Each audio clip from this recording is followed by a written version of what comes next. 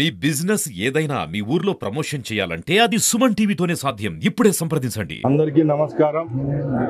ఈరోజు రాయచోటి పట్టణంలో బీసీ జాతీయ సంఘం వారిచే ఐక్యతగా ఒకే స్టేజ్ పైన బీసీ కులాలందరం ఐక్యతగా ఉన్నామని ఈ కార్యక్రమాన్ని ఏర్పాటు చేయడం చాలా సంతోషంగా ఉంది.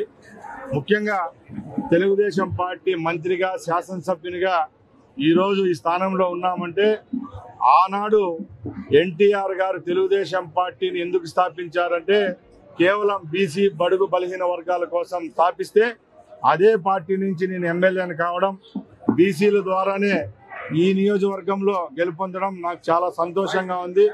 ఆ శుభ సందర్భాన అందరికీ నేను ధన్యవాదాలు కూడా తెలియజేసుకుంటున్నా. ముఖ్యంగా గత ఎన్నికల ముందు కూడా మా గౌరవ ముఖ్యమంత్రి చంద్రబాబు నాయుడు గారు బీసీ గర్జన్లని రాష్ట్రంలో అన్ని నియోజకవర్గ కేంద్రాల్లో కార్యక్రమాలు ఏర్పాటు చేయడం జరిగింది. ఆ రోజు కూడా ఒక్కటే చెప్పాం, తెలుగుదేశం పార్టీ అధికారంలోకి వస్తే తప్పకుండా బీసీల కోసం మంచి చేసే విధంగా ప్రయత్నాలు జరుగుతాయని చెప్పాడు. దానిలో భాగంగానే ఇప్పుడు కూడా మేము బీసీ సంక్షేమాన్ని కట్టుబడి ఉన్నాం. బీసీ కులాలు ఎవరైతే గత 40 సంవత్సరాలుగా తెలుగుదేశం పార్టీకి వెన్నెముకలా ఉన్నారో ఆ కులాలన్నిటినీ మేము కలుపుకొని పోయి వాళ్ళ అభ్యున్నతి కోసం పనిచేసేదానికి సిద్ధంగా ఉన్నామని తెలియజేసుకుంటున్నా. అలాగే నేను ఒకటే చెప్తున్నా, నా నియోజకవర్గానికి విషయానికి వస్తే రేపు రాబోయే కాలంలో ఎక్కడెక్కడ బీసీలకు సముచిత స్థానం కల్పించాలో అక్కడ అన్ని వర్గాలకు, బీసీ కులాల్లో ఉన్న అన్ని వర్గాలకు, అన్ని కులాలకు ఇచ్చేదానికి కూడా నేను ముందుకెళ్తానని తెలియజేసుకున్నా. దానిలో భాగంగానే రేపు మా నియోజకవర్గంలో ఉన్న 2 మార్కెట్ యార్డ్లలో చైర్మన్ పదవుల్లోనైతేనేం, దాంట్లో మెంబర్లకైతేనేం, అలాగే రేపు రాబోయే మున్సిపల్, ఎంపీటీసీ, జెడ్పీటీసీ సర్పంచుల్లో కూడా గౌరవంగా బీసీ సోదరులు ఎవరైతే నా అభ్యున్నతి కోసం, నా గెలుపు కోసం పనిచేశారో వాళ్ళందరికీ వాళ్ళ స్థానాల్లో కూర్చోబెట్టి వాళ్ళని కూడా గెలిపించుకునేదానికి తెలుగుదేశం పార్టీ తరఫున ముందుకెళ్తానని తెలియజేసుకుంటున్నా. ఇంకొకటి చెప్తున్నా, బీసీ సోదరులంటే బ్యాక్వర్డ్ కాస్ట్ కాదు, బీసీలంటే వెన్నెముక, ఈ రాష్ట్రానికి వెన్నెముక. ఈరోజు రాష్ట్రంలో తెలుగుదేశం పార్టీ కూటమి ప్రభుత్వం ఏర్పాటైందంటే ముఖ్యంగా భూమికి పోషించిన పాత్ర బీసీలకే దక్కుతుంది. వాళ్ళందరికీ ఈ సభ ద్వారా మరొక్కసారి ధన్యవాదాలు తెలియజేసుకుంటూ సెలవు తీసుకుంటున్నా. జై హింద్, జై చంద్రబాబు. ఈరోజు ఈ రాయచోటి నందు అజయ్ ఫంక్షన్ హాల్ నందు బీసీ మహాసభ సమావేశము చేయడం జరిగింది. ఆ సభకు రాష్ట్ర స్థాయి నుంచి, జిల్లాల స్థాయి నుంచి బీసీ నాయకులు, ప్రముఖులు, ప్రతినిధులు అందరూ విచ్చేయడం జరిగినది. దీనిలో ఈరోజు జరిగే కార్యక్రమం ముఖ్య ఉద్దేశం ఏమిటంటే బీసీలందరి బలత్వమును, తర్వాత ఐక్యత పెంచడానికి, బలోపేతం చేయడానికి ముఖ్య కారణము. బీసీలందరూ ఐక్యతగా ఉంటే ఏమన్నా చేయగలుగుతామనే దానిపైన ఈరోజు అందరిని కలవడం జరిగింది. ఈరోజు మాకు బీసీలు అన్నమయ్య జిల్లాలో ఇదే ఫస్ట్ టైము బీసీ సమావేశం జరగడము. మంత్రి రామప్రసాద్ గారు మనకు బాగా వచ్చి మనకు బీసీల పక్షాన నిలబెడతాను, దానికి మీకు అందరు తోడ్పాటు చేస్తాను నెక్స్ట్ వచ్చే దాంట్లో అని చెప్పినారు ఆయన. తర్వాత బీసీలు రాష్ట్ర స్థాయి నుంచి డాక్టర్ లాగా వెంగళరావు గారు వచ్చారు, అధ్యక్షుడు. అందరూ నాయకులు వచ్చి ఈరోజు ఈ సమావేశాన్ని జయప్రదం చేసినారు. బీసీ సంక్షేమ సంఘం ఈరోజు అన్నమయ్య జిల్లా నూతన కార్యవర్గాన్ని నియమించడానికి నేను జాతీయ బీసీ సంక్షేమ సంఘం రాష్ట్ర అధ్యక్షుడిగా, అలాగే రాష్ట్ర ప్రధాన కార్యదర్శి చంద్రమౌళి గారు, అలాగే రాష్ట్ర కన్వీనర్ ఆవుల నరసింహారావు గారు, అలాగే మరి జిల్లా అధ్యక్షురాలు పద్మజ గారు తదితరులందరూ కూడా పాల్గొనడం జరిగింది. ఈరోజు మరి ఇక్కడ ఈ జాతీయ బీసీ సంక్షేమ సంఘాన్ని బలపరుస్తూ ఈ యొక్క సంఘ సమస్యలు మరి ఈ జిల్లాలో ఉన్నటువంటి మంత్రివర్యులైనటువంటి రామప్రసాద్ రెడ్డి గారికి కూడా మా యొక్క సమస్యలన్నీ కూడా వివరించడం జరిగింది. వారు కూడా గౌరవ ముఖ్యమంత్రి మరి రాష్ట్ర ముఖ్యమంత్రి నారా చంద్రబాబు నాయుడు గారికి కూడా ఈ బీసీల సమస్యలు, బీసీల యొక్క డిమాండ్లు కూడా మరి తీసుకెళ్తామని చెప్పేసి మంత్రి గారు చెప్పడం కూడా జరిగింది.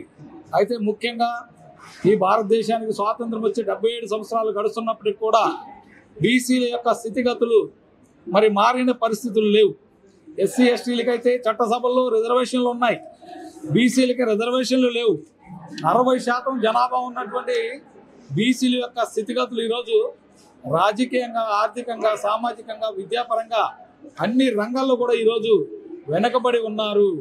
మరి కాబట్టి మేము భారత ప్రధాని శ్రీ నరేంద్ర మోడీ గారికి కూడా అనేక సందర్భాల్లో బీసీల యొక్క స్థితిగతుల మీద వారికి వినతి పత్రాలు ఇవ్వడం జరిగింది. అలాగే ఢిల్లీ జంతర్ మంతర్ దగ్గర కూడా ధర్నా కార్యక్రమాలు, అలాగే దేశవ్యాప్తంగా, రాష్ట్ర వ్యాప్తంగా కూడా అనేక రథయాత్రలు, ఉద్యమాలు కూడా చేపట్టినప్పటికీ కూడా మరి ఆయన నరేంద్ర మోడీ గారు మహిళా రిజర్వేషన్ ప్రకటించారు.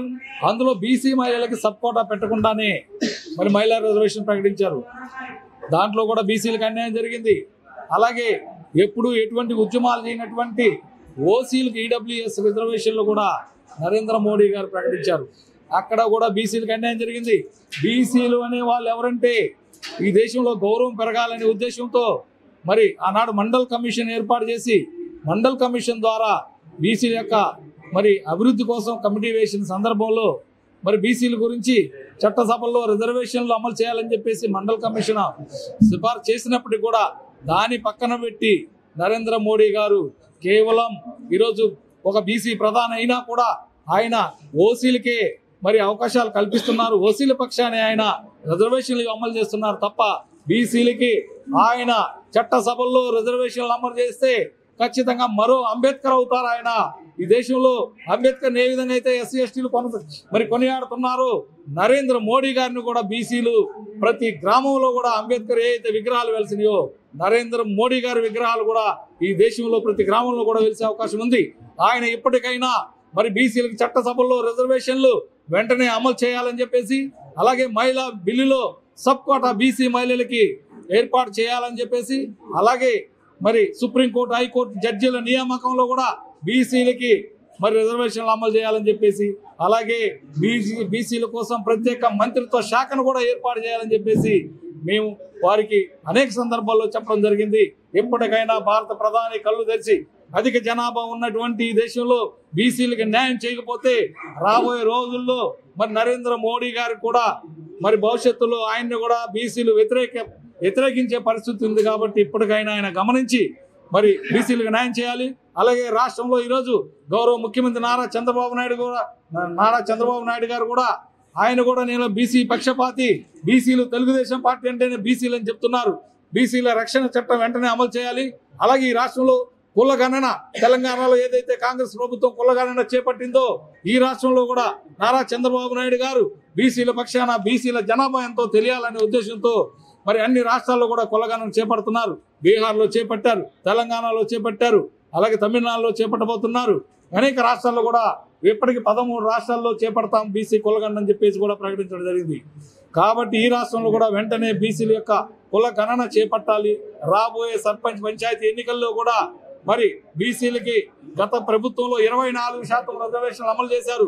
అంతకు ముందు ఉన్నటువంటి మరి ప్రభుత్వాల్లో 34% ఉండేది. కాబట్టి ఇప్పుడు దాని యొక్క జనాభా పెరిగారు కాబట్టి బీసీలకు కూడా కనీసం 42% బీసీలకి రిజర్వేషన్లు స్థానిక సంస్థల్లో అమలు చేయాలని చెప్పేసి కూడా మేము ఈ రాష్ట్ర ప్రభుత్వాన్ని కూడా డిమాండ్ చేస్తున్నామని చెప్పేసి తెలియజేస్తూ, మరి ఈరోజు నూతనంగా ఏర్పడినటువంటి ఈ రాయచోటి జిల్లా నూతన అధ్యక్షురాలిగా పద్మావతి గారిని, అలాగే ఇంకో 6 మంది సభ్యులను కూడా ఈరోజు ఇప్పుడు ప్రకటించబోతున్నాం. అలాగే రాష్ట్ర వ్యాప్తంగా కూడా బీసీ సంక్షేమ సంఘాన్ని బలోపేతం చేయడం కోసం నియోజకవర్గ కమిటీలు, మండల కమిటీలు, గ్రామ కమిటీలు, జిల్లా కమిటీలు అన్నీ కూడా పూర్తి చేసుకొని మరి విజయవాడలో పెద్ద ఎత్తున ఒక భారీ బహిరంగ సభ ఏర్పాటు చేసి కూడా ఆ సభలో మరి ప్రమాణ స్వీకారాన్ని కూడా జాతీయ కమిటీ, రాష్ట్ర కమిటీని కూడా ప్రమాణ స్వీకారం చేయబోతున్నామని చెప్పేసి మీ ద్వారా తెలియజేస్తూ ఈ కార్యక్రమాలకు ఇచ్చేసినటువంటి పాత్రికేయ సోదరులందరికీ కూడా ధన్యవాదాలు తెలియజేసి సెలవు.